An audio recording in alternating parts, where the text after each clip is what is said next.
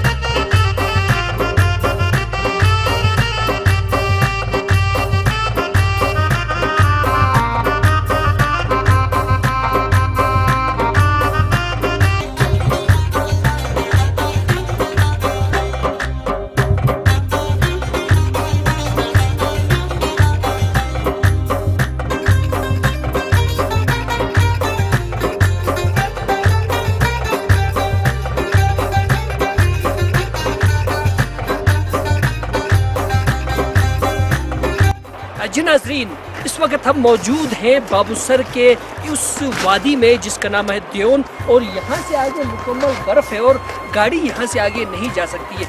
आज हम और हनीसारी की पूरी टीम प्रेस, तारिक महमूद प्रेस, मूसा असीर को लेकर हम यहाँ पर आए हुए हैं और इस जगह को हम देख रहे हैं। यानी कि यहाँ पर जो है गाड़ियाँ आगे नहीं जा सकती, लेकिन पैदल कुछ वॉक किया जा सकता है। बहुत खूबसूरत माहौल है। गिलगित बल्तिस्तान का ये एरिया जो है वो मौसम गर्मा में जो है लोगों की तवज्जो का मरकज़ होता है, लेकिन मैं ये भी बताना चाहूँगी कि मौसम सरमा में भी यहाँ की खूबसूरती काबिल दीद है। आप यहाँ ज़रूर आए, वॉक करें और यहाँ के खूबसूरत माहौल से लुत्फ़अंदोज़ हों। आप हमारे साथ रहिएगा हनीसारा पे, और आप देखते रहें हमारे चैनल को हनीसारा टीवी।